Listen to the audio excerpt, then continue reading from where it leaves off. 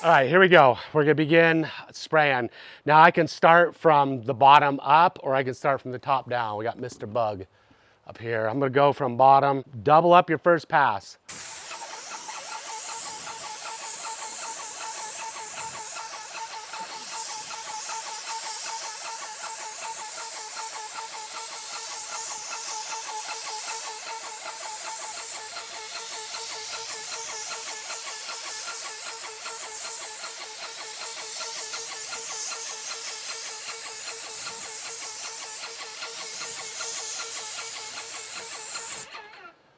It's covered out. I'm looking at it. You want to look at it quickly now because it's sopping wet. If you had to hit anything now, you could right in the middle. As it starts to dry, you can't hit it because it will flash in the middle. You'd have to reshoot it all again.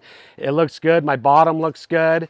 Everything looks good. Now you'll see, like, my gun angle, I'm like arcing a little bit. This is all flat. I don't have any ridges and stuff where that ends up becoming an issue. It's all gelled out on the bottom. I didn't have to like really exaggerate my gun angle, right or left, because it was actually hitting it and covering it 100%. When I'm spraying, I'm watching the whole time. I'm not listening to a podcast. I'm not listening to music.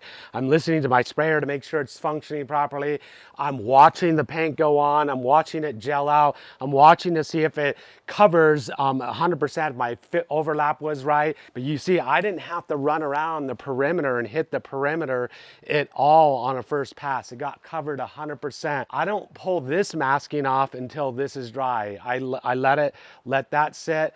The garage door, I'm gonna raise the garage door up right now. I don't raise it up all the way. I raise it up enough where it's not touching, the weather strips. I'm gonna raise that up, set my gun in water, and I'm gonna let that set just in case I had to reshoot it again. I'm not gonna clean out my pump because what happens if I had light spots every now and then, sometimes I've had light spots before and I've had to reshoot things before.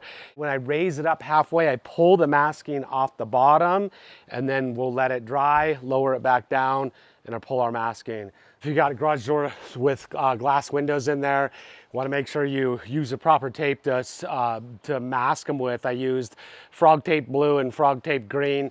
There's nothing like having to pull your masking off and you use the production tape, and now you got to take a 5-in-1 or a window scraper and clean your glass off. I used frog tape production tape on the ground. I got 2 rows of 9-inch paper. People were gonna question. I don't ever put a drop cloth out here beyond that. If you're uncomfortable, run a 4x12 drop cloth runner. But the tip that I use and the pressure that I use and the distance that I keep my gun from the door, I would never get wet overspray beyond these 2 rows of masking.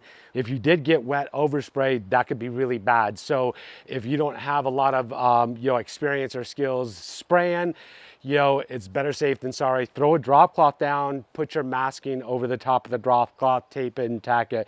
Make sure your masking is tacked down good enough. It is windy today. If this isn't tacked down, it can flip up, hit your door. That could be disastrous because it's hard to get that out. The seams right here, are we going to get, overspray on vehicles inside? I've been doing this for over 25 years.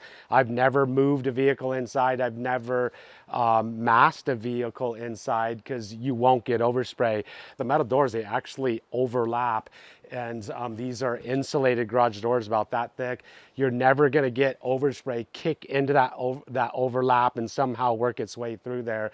Weather strip, you don't want to paint the weather strip, so we always mask off the weather strip on the bottom of the garage door. The weather strips on the sides, this weather strip right here, if you don't paint that, it will oxidize over time. It will dry out, crack, and the customer is going to have to replace it.